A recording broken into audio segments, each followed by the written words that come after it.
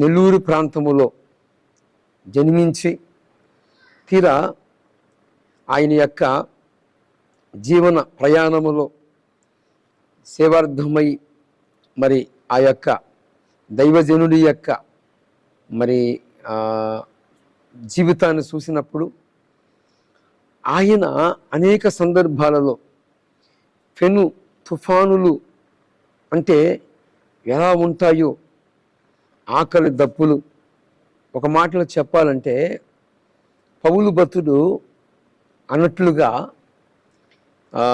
నేను అనేక సందర్భాలలో ఆకలి దప్పులతో ఉన్నాను, మరి ఇతరుల ద్వారాగా అవమానించబడ్డాను అని పౌలు భక్తుడు ఇచ్చిన సాక్ష్యం.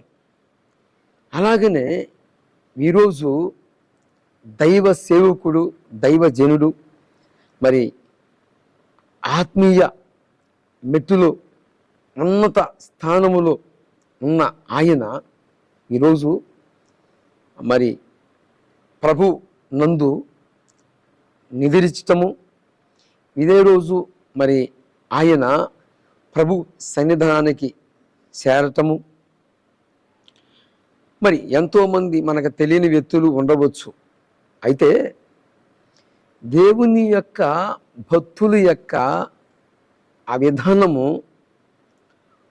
వారు ఈ లోకమును విడిచి వెళ్ళినప్పటికీ ఆయన యొక్క మరి దేవుడు చెప్పిన మాట ఏంటంటే, నన్ను గణపరచు వారిని నేను గణపరుస్తాను అన్న మాటని సాధకము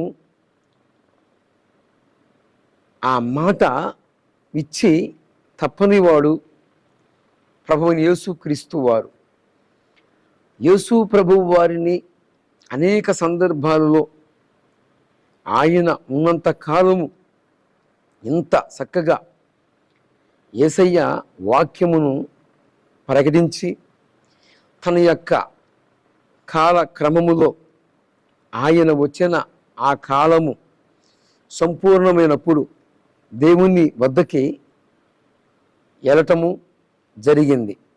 ఆయన ఎవరో కాదండి, ప్రభువుని యేసు క్రీస్తుని కొన్ని సంవత్సరాలుగా వెంబడించి ఆయన వెళ్ళినప్పటికీ ఆయన మందిర ఆభరణములో కొందరిని సిద్ధపరిచి మరి కొన్ని బాధ్యతలు కొద్ది మందికి అప్పగించి తన యాత్ర ముగించుకొని ఈరోజు విశ్రాంతి ప్రవేశములో ఉన్నాడు.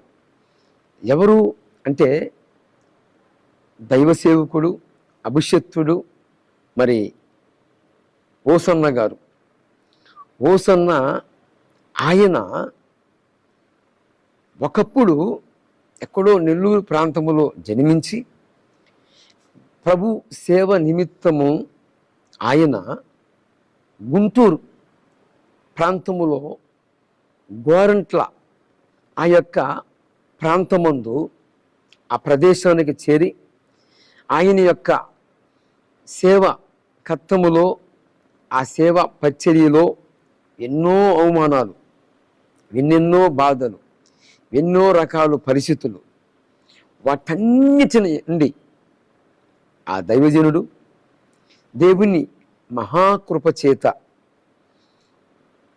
గోరంట్ల ప్రాంతములో దేవుని మందిరమును ఆయన కృప దానము ద్వారాగా స్థాపించబడి ఆయన వచ్చిన ఆ జీవితాన్ని సార్థకం చేసుకొని ప్రభు చెంతకి ఆయన విశ్రాంతి ప్రవేశం చేసిన రోజు ఈరోజు.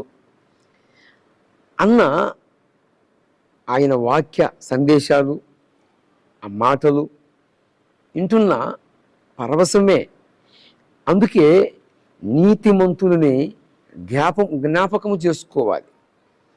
ఎంతైనా ఆశీర్వాదకరం. నీతిమంతులు ఎవరున్నారు అంటే క్రీస్తు యేసు రక్తములో కడగబడిన వారందరూ కూడా నీతిమంతులే.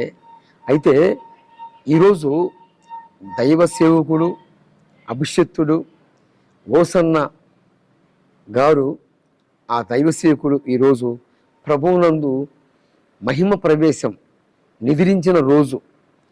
ఒకరోజు అన్నను కలుసుకుంటాం. మనము ఈ యొక్క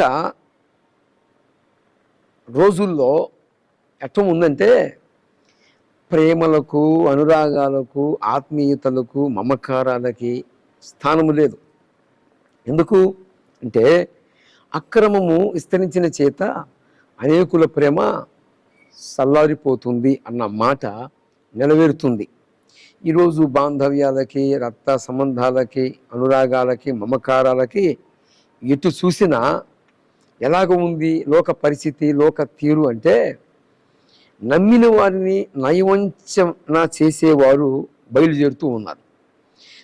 దీన్ని ఇంతవరకు పక్కన ఉంచితే ఈరోజు సందర్భమును మీ దృష్టికి ఎందుకు తీసుకొచ్చాను అంటే ఈరోజు అన్నగారు ఓసన్న గారు మహిమ ప్రవేశం చేసిన రోజు.